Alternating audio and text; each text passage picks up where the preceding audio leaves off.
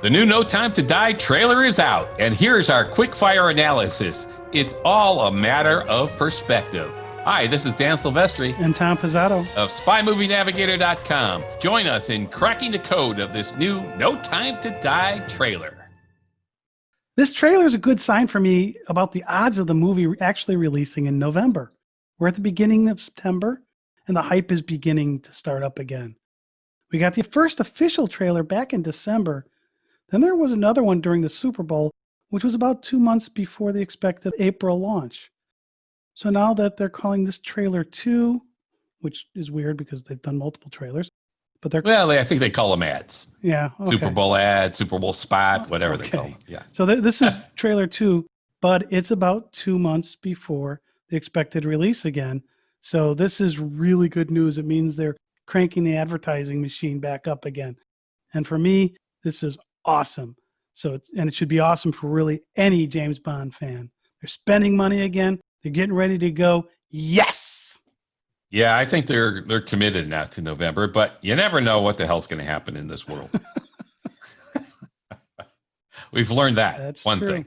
All right. This trailer confirms what the movie No Time to Die is all about. Perspective. Now, virtually every movie that has the good, quote, versus the bad, quote, is about perspective.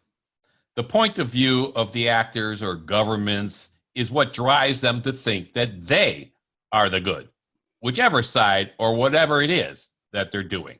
Yeah, of course, I'm going to think I'm doing good, even if you think I'm doing evil. Exactly. This is how the world goes. History is replete with this. And No Time to Die drives this point home, as did Rene Mathis in Quantum of Solace, where he says virtually the same thing that Felix Leiter is going to say in this trailer right here. Hard to tell the good from the bad, villains from heroes these days. This is what this is about. So we will see in virtually every shot, this really is the theme. Perspective. Perspective between Swan and Bond, between Bond and Safin, between Bond and MI6, between Bond and Nomi, Bond and Leiter and the CIA. This is all about perspective. And don't forget Paloma in there. I mean, she's going to bring perspective to this too. Exactly. So whose point of view or perspective is correct? That is the question that has stumped world history forever, which is why, as Bond says in this trailer, the past is not dead. Let's take a look. Wait, so the past is not dead. In Skyfall, it was all looking about aging and getting old.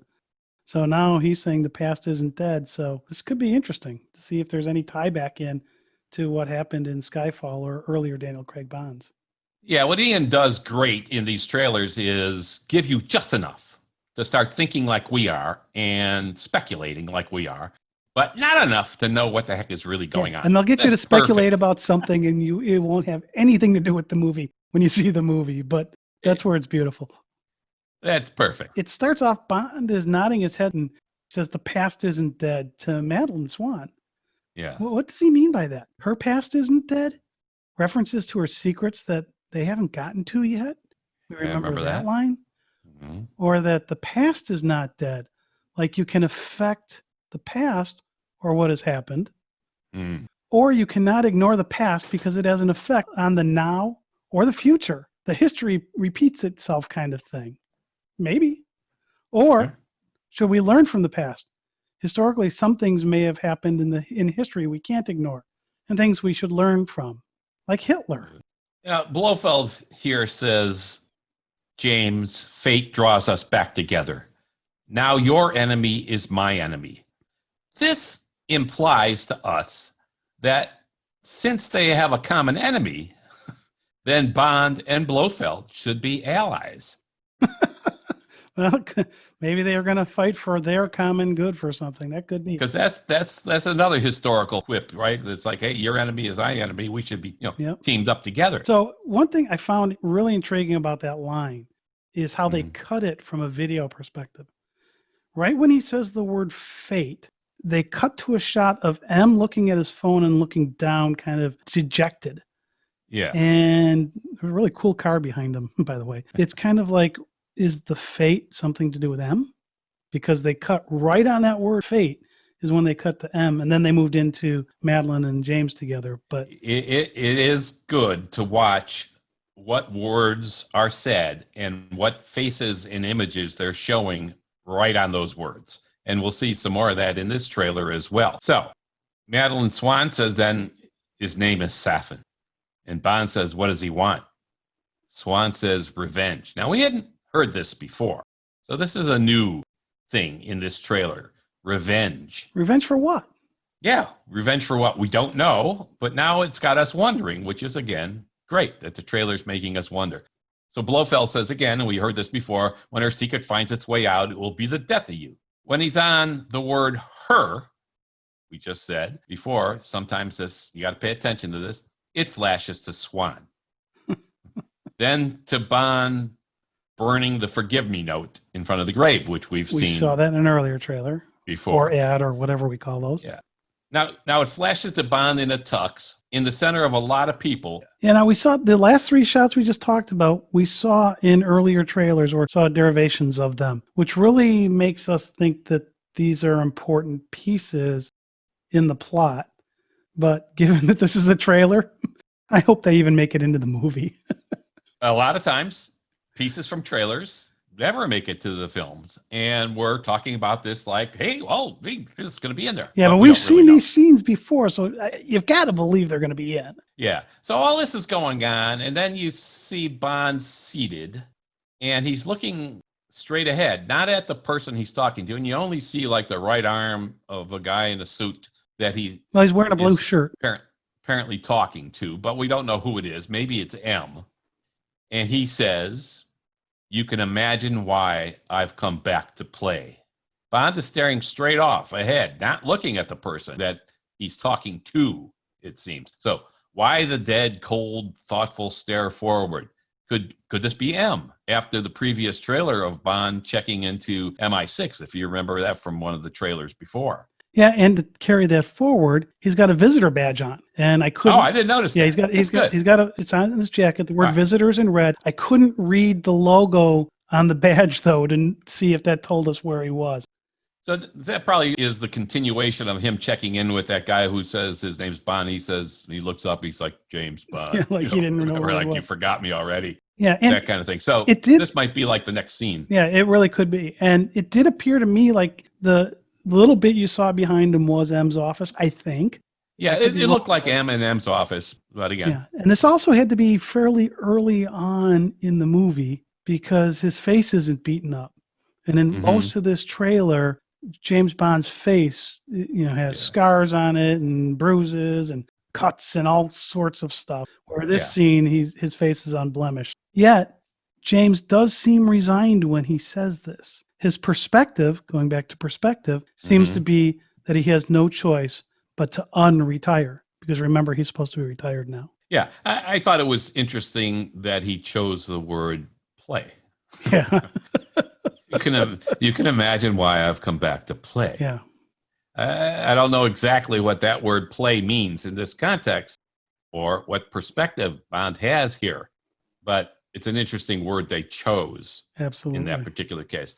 So then we see the plane flying over the water. We've seen this before, the one where the boat explodes shortly thereafter.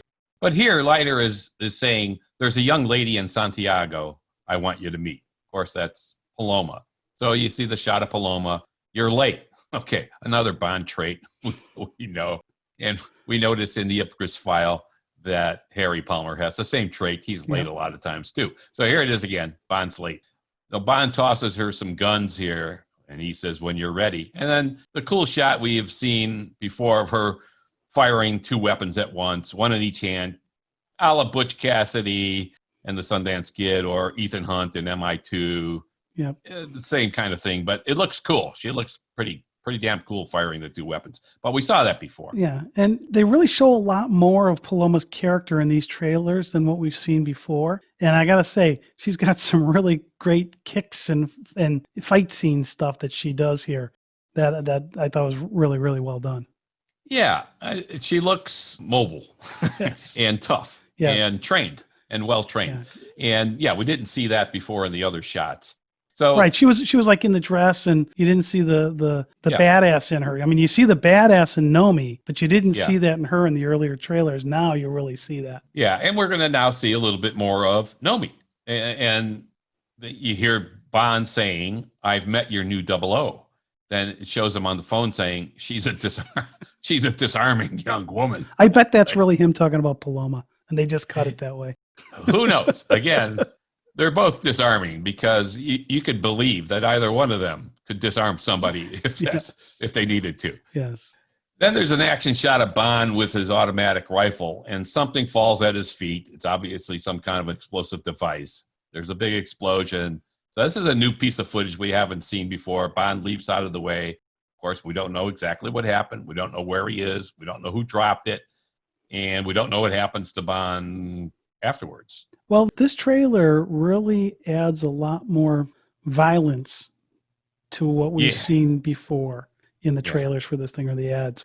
And that explosion's another case of that. I think this is going to be an extremely big shoot 'em up movie, at least based on what we're seeing here. Yeah, there were a lot of explosions. You see the stuff zooming like fireworks in the sky. Well, those were rockets shooting off. Those were rockets shooting off of the boat. Yeah, so I mean, there's a lot of that in this clip, more than before, like you said. So lots of action shots. Again, you see the DB5 firing and spinning, and you hear Safin. And this is, I think, the best part of this trailer. Safin says, "We both eradicate evil to make the world a better place. I just want to be a little tidier." Now, the word tidy means neat and orderly. I don't think, Safin's trying to be neat. But it also means clearly ordered and systematic, as in efficient. And this could be frightening that Safin is saying this, that he just wants to be a little tidier. Okay, this immediately reminded me of Adolf Hitler, who thought the same thing.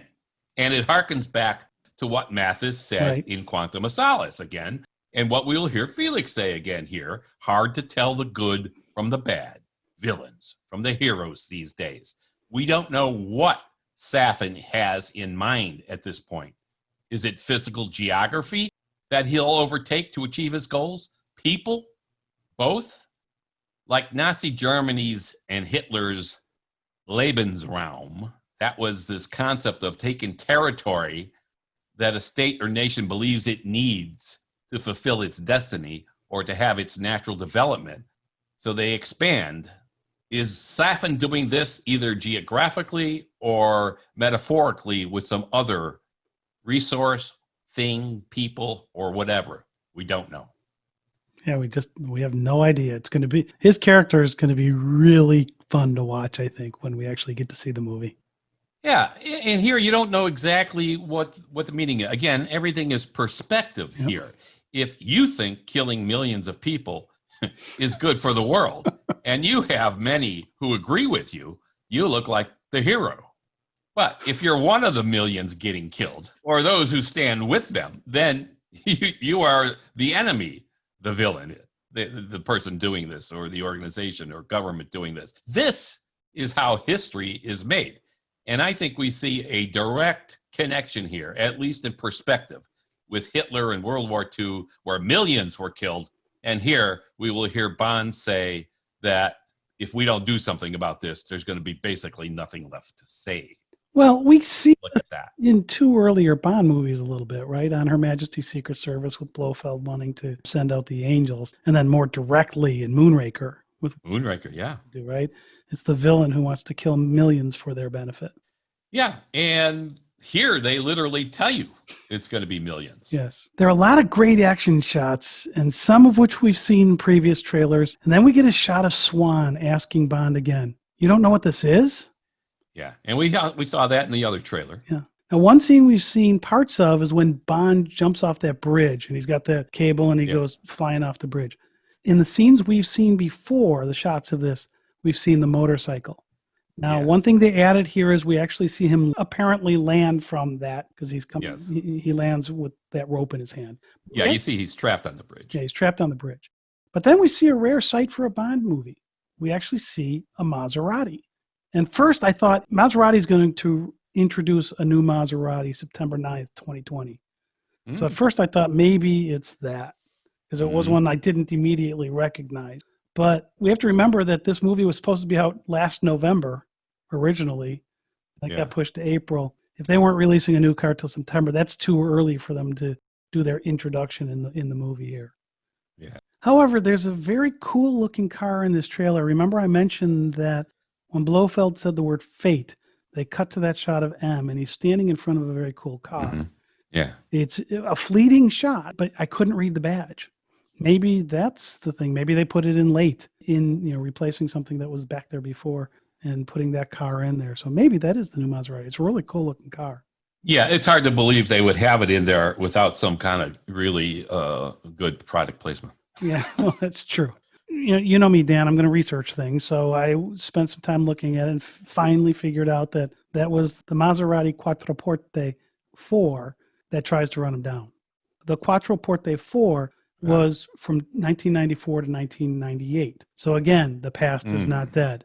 Yeah, there you go. Right. You can look at the headlights and you instantly know it's an older model, but trying to figure out which one it was interesting. All right. So we also saw this car in the background of the scene from the prior trailer where we had that bell tower and Dan was talking about For Whom the Bell Tolls.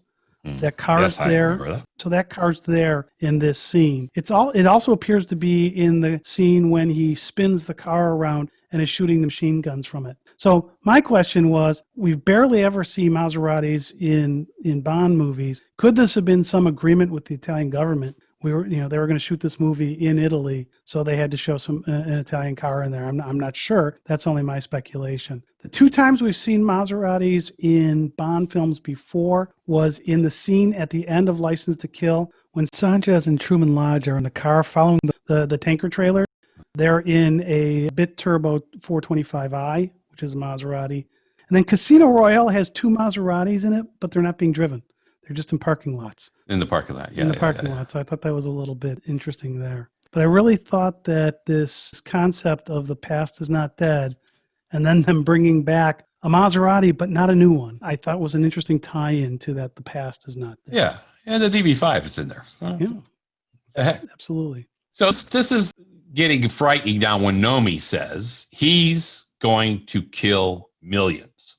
Now, we assume that the he is Safin. Maybe it's Blofeld. It could be Blofeld. Could be Blofeld. And Bond confirms the gravity of this situation when he says, if we don't do this, there will be nothing left to save. So, again, great. You've got a wonder now, which is the point of the trailer. What is this that they're talking about? Defeating Safin? What is the nothing in nothing will be left to save? Natural resources, people, land. We're left wondering once again, which is exactly what the trailer is supposed to do. Bravo, Eon, once again. Well, especially since they actually don't appear to be contiguous lines. Nomi appears to be like in an office setting, and Bond is sitting there in the field with this big machine gun or whatever kind of gun that is. And it, again, looks like they cut 2 lines together to intrigue us in the trailer. Yeah, I mean, nothing left to save in the world could mean that the world would be forever changed and that the good guys will have lost. Perhaps that's the message of the words that appear on the screen. This November, the mission that changes everything begins. The same thing. The everything and the this and what's the nothing are all tied together here. It's all perspective, how you look at those words.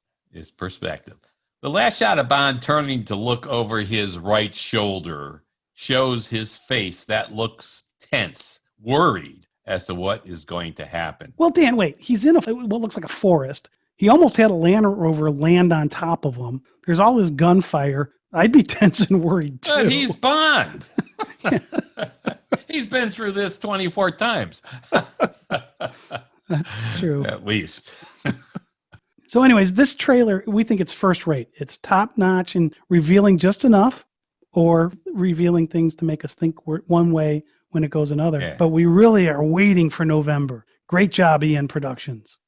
This has been Dan Silvestri And Tom Pizzato of SpyMovieNavigator.com. Join us each episode as together we're cracking the code of spy movies. Hey, do us a favor and message your friends now and tell them about our show so that they could join our worldwide community of spy movie fans too.